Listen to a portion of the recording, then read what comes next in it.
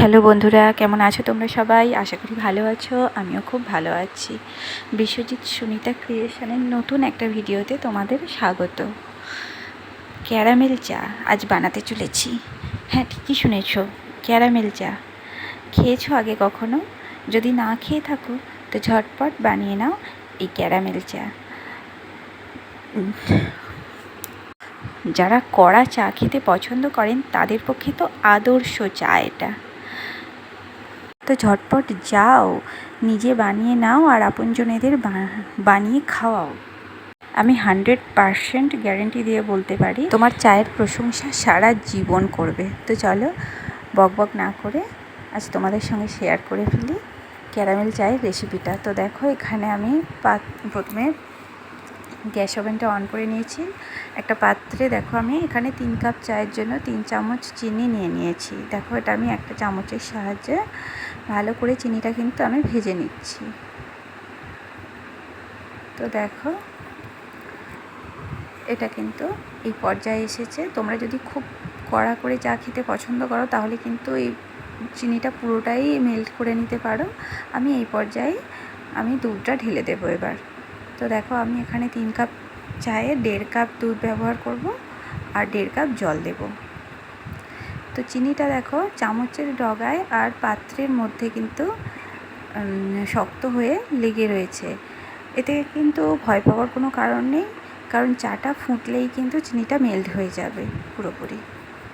তো দেখো, চাটা আমার কিন্তু উতলে গেছে। এবারে আমি চা গুঁড়োটা দিয়ে দেব।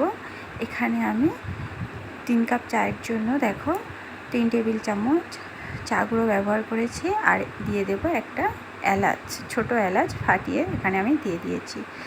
এর আগে তোমাদের কাছে একটা আমি চায়ের রেসিপি শেয়ার করেছিলাম আর ছোট্ট একটা টিপস আমি কিন্তু তোমাদের ফলো করতে বলেছিলাম চায়ের স্বাদকে দ্বিগুণ করার জন্য। তো ভিডিওটা যদি দেখে থাকো তাহলে তো তোমরা জানবেই, আর না দেখে থাকলে এক্ষুনি দেখে এসো আর টিপসটা ঝটপট জেনে নাও। আর সেই টিপস ফলো করে তোমরা কিন্তু চাটা করবে, তাহলে কিন্তু তোমাদের চায়ের টেস্ট অনেক অংশে বেড়ে যাবে। তো দেখো, আর সামান্য ফোটালেই কিন্তু চাটা আমার রেডি হয়ে যাবে। দেখো, চায়ের থেকে কিন্তু ফেনাটা অনেকটাই কেটে গেছে। এই পর্যায়ে এসে কিন্তু আমি চাটা এবার কাপের মধ্যে ঢেলে নেব। তো দেখো, চাটা আমি ছেঁকে নিয়েছি।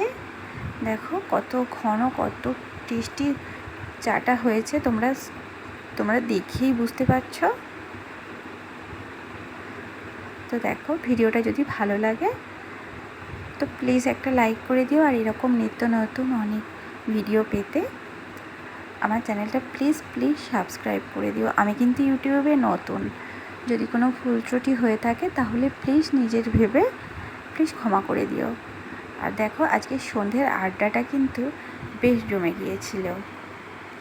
দেখো, আমার হাজব্যান্ডকে 1 কাপ গরমা গরম চা আর দেখো মাশরুমের পকোড়া দিয়ে আজ সন্ধ্যের আড্ডাটা কিন্তু খুব সুন্দরভাবে জমে গিয়েছিল। তো আজকে ভিডিওটা এই পর্যন্তই। Tata, by.